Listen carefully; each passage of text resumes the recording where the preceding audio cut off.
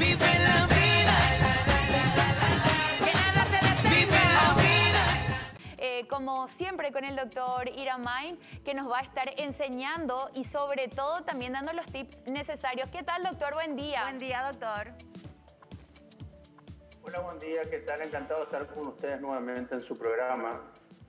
Bueno, doctor, por favor, cuéntenos qué es lo primero que como padres debemos hacer cuando sentimos el famoso que nuestros chiquititos están calientes, ¿verdad? Aparte de tomar la temperatura, ¿qué hacer? Exacto. Sí. Bueno, acá lo primero que tenemos que definir, ¿qué es la fiebre? La fiebre es una temperatura corporal que es más alta de lo normal, como todos sabemos, que oscila entre 36,5 y 37,5. A partir de 38 lo que tenemos que definir, que eso sí es la fiebre. Pero, ¿qué causa la fiebre? ¿Cuál es el mecanismo por el cual tenemos fiebre? Cuando el cuerpo detecta una infección u otra enfermedad, el cerebro responde elevando la temperatura para ayudar a combatir la afección, cualquier afección. Y lo que sucede es de que la fiebre realmente no es una enfermedad por sí misma, sino es una señal o es un síntoma de enfermedad.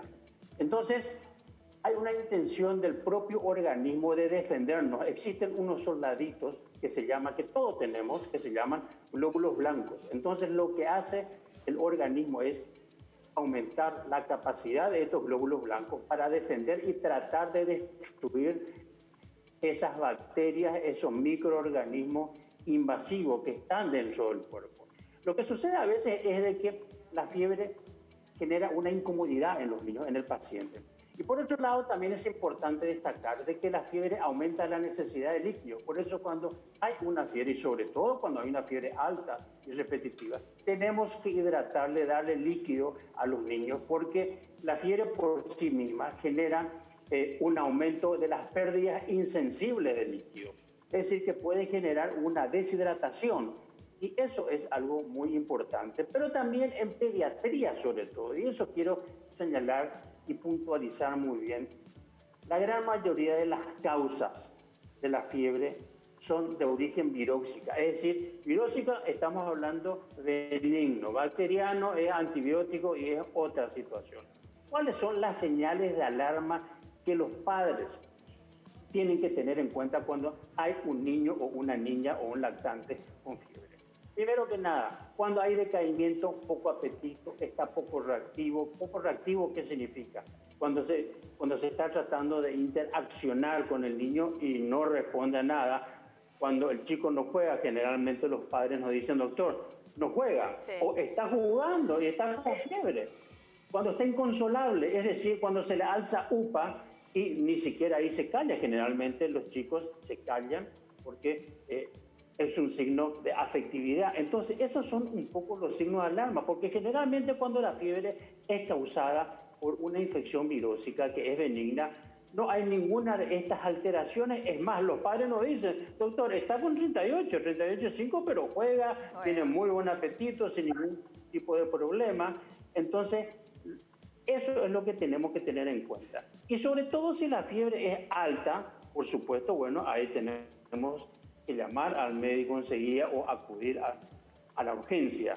Lo que generalmente a los padres les da un temor es la llamada convulsiones febriles. Sí. ¿Por qué? Porque entre los 6 meses y los 5 años de edad, los niños pueden presentar convulsiones febriles que, entre paréntesis, la gran mayoría de los casos son benignas. No pasa nada, no hay secuelas neurológicas. El tope de tiempo de acción suelen ser no más de 15 minutos. Cuando sí sobrepasan esto, cuando hay problemas, cuando sobrepasa este periodo de tiempo, hay problemas de respiración, el chico convulsiona y a veces queda absolutamente lúcido, incluso sigue jugando a veces. Por eso lo llamamos convulsiones febriles benignas. Entonces, esto los padres tienen que tener en cuenta. Generalmente dura, la gran mayoría de los casos, 3 a 5 minutos. Doctor, una pregunta. También hay otras. Sí, una pregunta. Mientras estamos llamando al doctor o viendo para llevarlo al médico al chico, ¿cuál es el primer auxilio que le tenemos que realizar? Porque muchas veces te dicen, ¿verdad? Meterle al baño frío, ¿verdad? O la toallita fría sobre la cabeza. O muchas veces también dicen, dale ya un ibuprofeno por ahí, ¿verdad? Hablando de la droga mal y pronto. Bueno, primero que nada, hay que llevarle al chico, cuando está convulsionando, ponerle boca para abajo si es un lactante.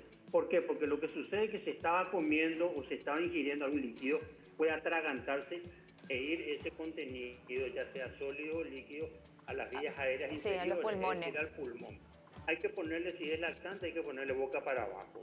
Estaba escuchando ahí de medicamentos. Yo creo que es una pregunta importante eso. ¿Cuáles son los antifebriles que tenemos que darle a nuestros chicos? Bueno, primero que nada está el paracetamol. El paracetamol, por supuesto, es una opción, pero tenemos que tener cuidado porque tiene sus limitaciones. Como por ejemplo, si se da varias veces, puede afectar el hígado. Es un problema. ¿Cuáles son las otras limitaciones del famoso ibuprofeno? Varias limitaciones. Si se da varias veces, también puede afectar el riñón. No se puede utilizar, por ejemplo, en ciertas enfermedades como dengue. Imagínense, ahora tenemos en este momento un chico que sube la temperatura, tiene fiebre y puede ser por dengue. No es recomendable empezar, por ejemplo, con el ibuprofeno. También, ¿cuál es otra limitación con respecto a la edad? Con respecto a la edad, en los menores de 6 meses no se puede y no se debe dar el ibuprofeno. Yo generalmente suelo recomendar a partir del año para asegurar un poquito más. Y después tenemos la dipirona, que tiene un gran perfil de eficacia y seguridad y se puede dar a cualquier edad.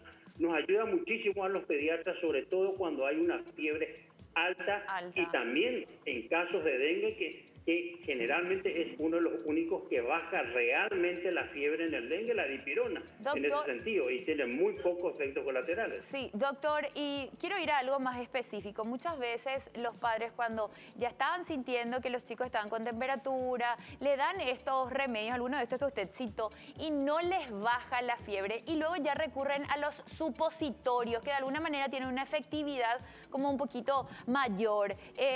¿Qué opinión le merece el uso de supositorios con los niños que tienen fiebre? Bueno, realmente el supositorio tiene que ser el plan B. No puede ser de primera opción o de primera línea. Sí, por supuesto, cuando la fiebre no baja a las 2 o 3 horas, por ejemplo, pongamos un caso, el chico en este momento tiene 39 grados, le toma la temperatura. Yo generalmente a mis pacientes le digo, señora, tómele a la 1 hora la temperatura después de haberle dado dipirona, en el caso. Y si tiene 39 y sigue teniendo 39 o 38.9, ahí es importante ya darle un supositorio porque puede bajar más rápido la temperatura, pero también tenemos que apelar a un medio que es barato, fácil y práctico, que es el medio físico. Tenemos que apelar al medio físico, que es una manera natural de bajar la fiebre. Por ejemplo, tengamos la situación de que tiene 37.9 o 38 inclusive. Sí. Entonces ahí yo suelo recomendar de que le bañen con agua tibia durante 10 a 15 minutos. Tibia. Y a la 1 hora de terminar el baño le tomen la temperatura y muchas veces baja. Solamente con esas simples medidas baja la fiebre. Es muy importante en ese sentido. No tenemos que confundir, por otro lado, la fiebre con la insolación o el golpe de calor. La hipertermia es distinto que la fiebre. La hipertermia es una temperatura elevada, muy elevada, por causas físicas de ciertos escenarios. Por ejemplo, cuando un chico está en una playa calurosa, no está cubierto y está expuesto bajo el sol, o cuando le dejamos a un chico en un automóvil cerrado que se sobrecalienta, la madre dice voy a ir un ratito a hacer una gestión, 5 minutos y le dejo encerrado y llaveado al chico. Hubieron muertes por eso. También es importante evitar este tipo de situaciones. Doctor, y ahora que se aproxima el invierno, que ya estamos en el otoño, también la ropa, no vestirle mucho de forma exagerada a los chicos en ese sentido, tiene que ser acorde a la temperatura. Ok, doctor, una pregunta, ¿dónde tenemos que tener en cuenta para no, bueno, la famosa meningitis que tanto miedo le tenemos los padres, ¿verdad? Y muchas veces no sabemos, si nos puede hablar un poco al respecto. Pero generalmente la meningitis hoy, por suerte, los pediatras estamos viendo cada vez menos frecuentemente, pero en el grupo etario, en el grupo de edad que sí se puede ver son en los menores de 6 meses, pero sobre todo en los menores de 3 meses.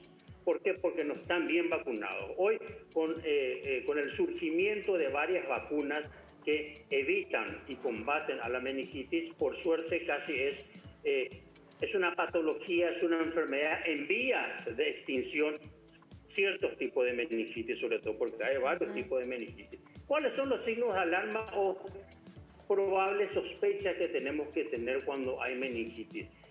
Es un lactante, es un niño chico que generalmente está muy decaído, está irritable, llora por cualquier cosa, no es consolable, hay vómitos, hay disminución del apetito, no mueve bien la nuca, hay una rigidez de nuca, ¿verdad? El chico está muy quieto y tiene una fiebre alta que no está pasando. Generalmente si es un bebé, es un lactante, la madre le agarra la cabecita y no le puede girar muy bien. ¿Por qué? Porque hay una rigidez de nuca.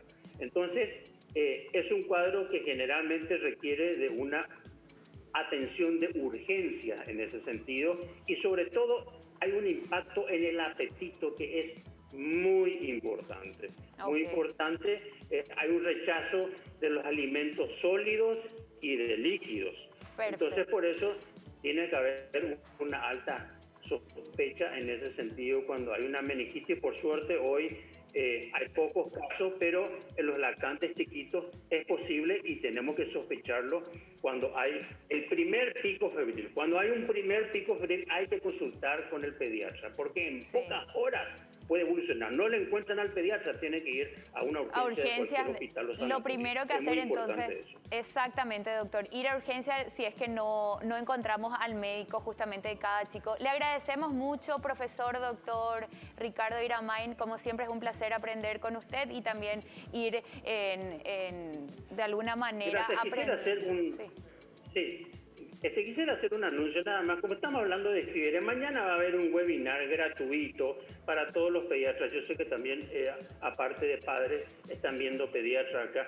Va a haber un webinar que se va a hablar de fiebre en pediatría, en los distintos escenarios. Cómo manejar la fiebre en tiempos de COVID, que es muy importante. Se van a hacer distintos enfoques. Y quisiera dar un teléfono en donde es gratuito, pueden inscribirse, que es el 288-1000. 288-1000, que va a ser mañana a las 19 horas. Van a estar exponentes internacionales, un webinar internacional va a ser. Qué bueno, doctor. Te agradecemos todos mucho. Están invitados, los pediatras, para que puedan actualizarse en este contexto. Muchas gracias, doctor Iramain, como